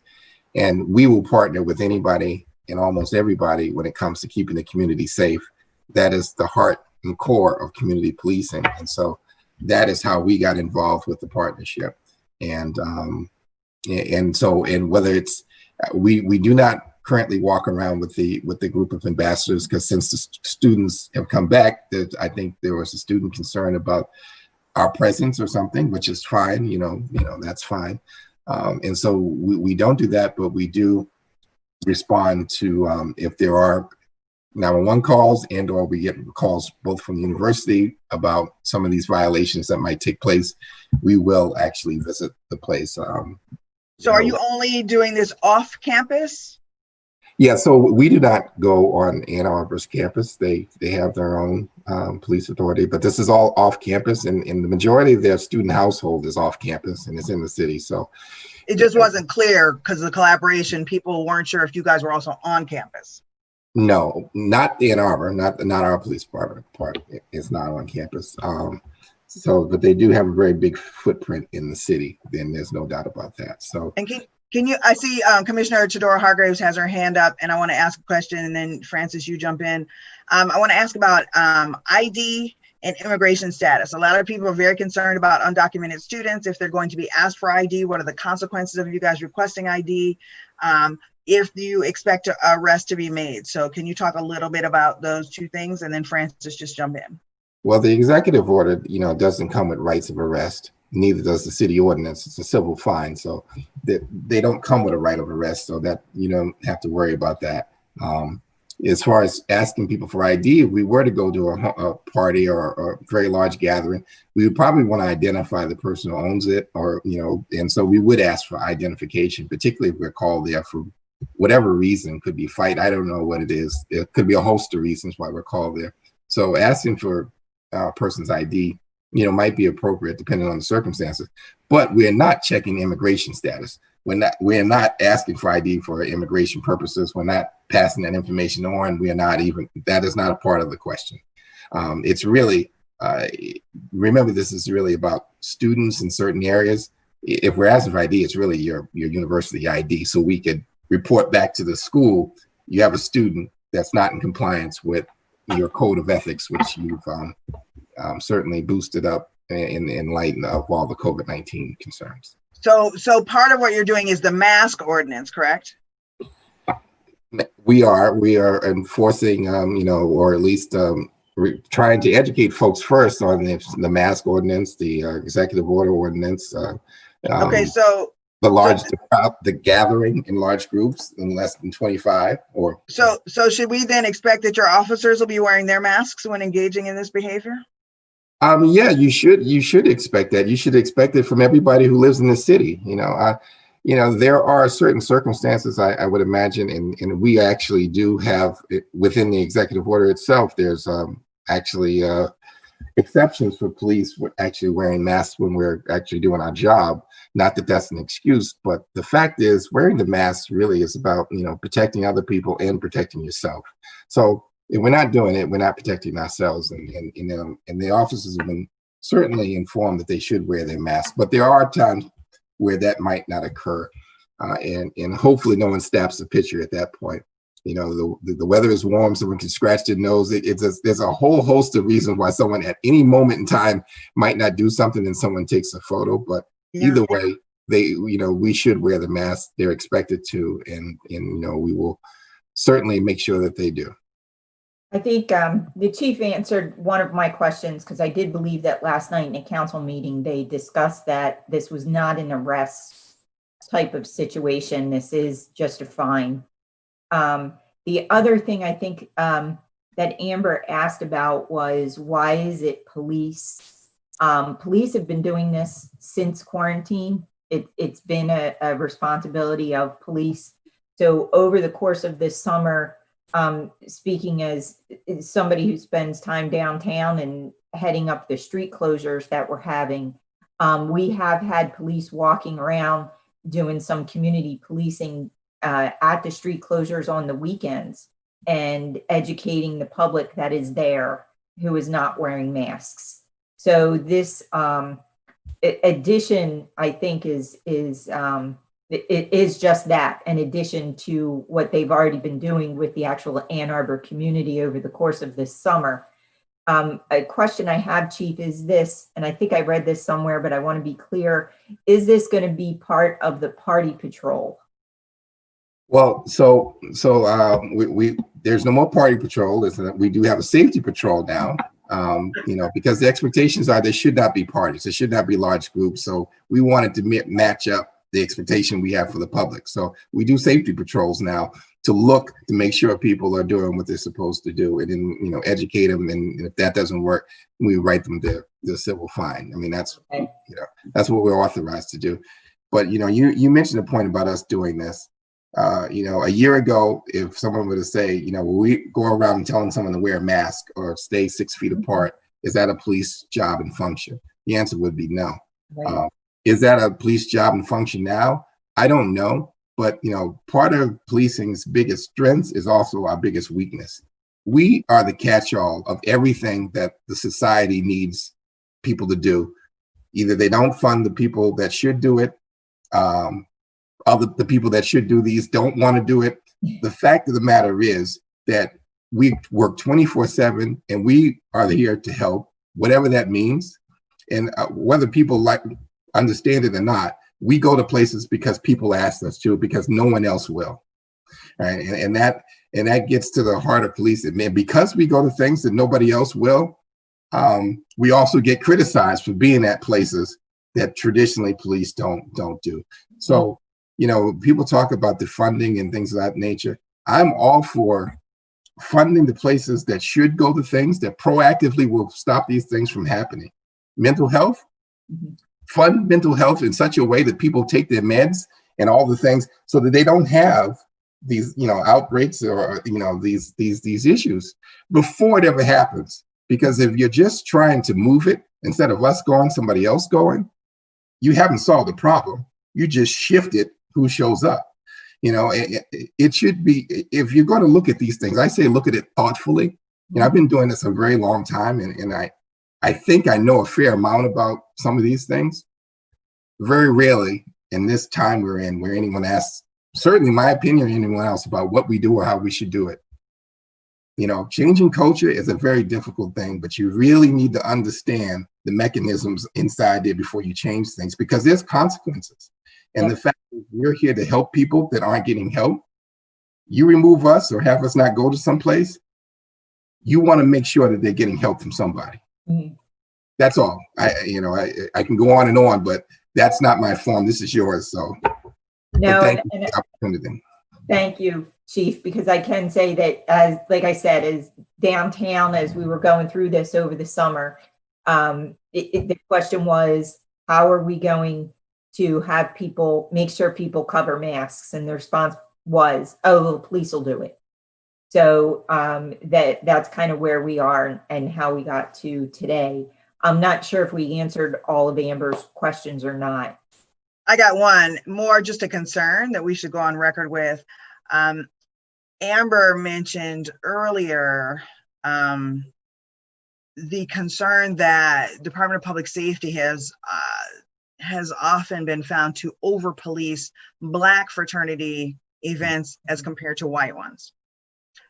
Many of these are off campus, however, and so we are just thinking about that and making sure that the calls for service and the treatment of people is consistent, irrespective of the ethnicity of the constituents at the soiree that everyone thinks is not going to happen, but we already have photos of frat parties already. So you might have to bring party patrol back because there's definitely parties right now. But we are really concerned about the disparate treatment, right? And so we do want to raise that red alert that we want to make sure that there aren't more calls for service, at the Black frat party when right next door they got twice as many people, but nobody's called the police on them, or the police are not responding to that call or whatever. So we do want to make sure that that is handled even-handedly, and just want to go on record with our concerns about that. No, and I appreciate that, about certainly consistency, but we're not out here, out locking people up and adding, arrest records to their record. What we're doing is trying to get them to comply with a health order that's going to keep them safe. And being a person of color, and I think that, people should understand this, that we seem to be more susceptible of it than anybody else. So, if we show up, it's because, we're called and we're trying to keep everybody safe, and it doesn't really matter what they look like. The fact is they need to follow certain things to be safe. And so what you typically say when it comes to, some other forms of enforcement, I wholeheartedly agree that we should make sure that it's equal enforcement. At this point, I want to make sure that everyone is equally safe, and it doesn't matter what they look like. So. Commissioner Hoffman, before we wrap up? It's just a comment. I know it's probably a month late. I would like to congratulate the chief for his first year of leading the police department. I know it has not been that easy, but leaders are the ones who are going to be the ones who lead at times of crises. Well, thank you. I do appreciate that so much. Thank you. Congratulations. Now I want to take a moment of personal privilege before we have a motion to adjourn to thank Kelly Beatty for his 6 months of service with us. In the absence of our esteemed Denise Janess, Kelly stepped in and helped us run Zoom meetings in a way that Francis and I were able to do our work without taking on another job. Kelly, you have made this easier to do. You have been super efficient with trying to route emails to us and other kinds of administrative tasks, so that Francis and I didn't have to do all of that work. None of us could replace Denise, but we were trying to hold it together while she was gone. And you made that job a lot easier for us, and you were really efficient. You were lovely to work with. Thank you so much for doing it. And I know that you're not just leaving us because Denise will be back on Monday, but you're also taking a new role somewhere else. So congratulations to you. Thank you so much for everything you've done for us. Thank you. Thank you, Kelly. Thank you. Thank you. Thank you, Kelly. Thank you, Kelly.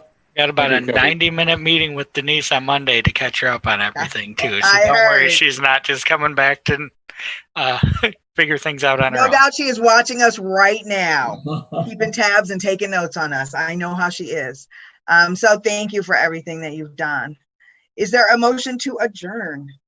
Ali has his hand up. I'm so sorry. Yeah, no problem. I just wanted to let everyone know that Councilmember Lum had to leave a little bit early to join her family, so she wishes everyone well, and just want to let everyone know good night and goodbye. And same here. Appreciate Chief Cox for being here once again, and Josie from the library. I know she's not with us any longer right now, and everybody in this discussion and the conversation, and the work that we have here, honestly, is immense. And I don't know if it all can be done in just meeting once a month. So we meet all the time. Don't worry. What can be Not done? all together. Not all together, but boy, do we meet often. But I appreciate everyone being here, and I won't take up any more of your time. Thanks. Actually, you bring up a good point, because after the police contract comes forward, we will very likely have a special meeting such that we can meet before council meets after that. So we will likely have another meeting in about 2 weeks. We'll have to call a special meeting to discuss that so that we can give feedback to council before they meet. That's been the request from the city administrator. So to your point, I think we met twice in July. We'll meet probably twice in September again, and who knows what will happen in October. But thank you for making me think of that. So we'll likely everybody have a special meeting in a couple of weeks, and I'll keep you posted. We'll try to schedule that for a time when we can all get together live on Zoom again. Is there a motion to adjourn? Before we make the motion to adjourn, are we going to be meeting on the 4th Tuesday of September? We will meet on the 4th Tuesday of September, and I apologize, I do not have my September calendar. It's going to be the 22nd of September. Yes, but we will probably also meet maybe the 15th or the week of the 14th if we're able, because the Budget and Labor Committee will meet again on the 17th. We'll need to get feedback to them before the council meeting for the 21st, if I didn't make that too circuitous. So the 22nd will be our normal meeting. So for those of you watching, please join us again on September 22nd for sure. We will also likely have another meeting before then, though, to discuss just the POA, the CBA, the contract for the Ann Arbor Police Officers Association. So I'll make a motion to adjourn our current meeting. Is there a second? Second the motion. I couldn't hear who that was. Yandre. Thank you. All in favor? Aye. Aye. Any opposed? No. Thank you, Isaiah. We are adjourned. So now my cat is up on my lap. It's my Show your cat. Let's see the cat. Oh my gosh. Oh my he's a baby. Bye everyone. He's sometimes mad. He's sometimes mad. I'm serious. Wait, Jude has a cat. Jude always has cats. Look there. Cat.